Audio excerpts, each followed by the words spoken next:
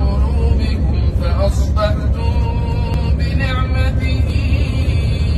إخوانا وكنتم على شفا حفرة من النار فأنقذكم منها كذلك يبين الله لكم آياته لعلكم تهتدون ولتكن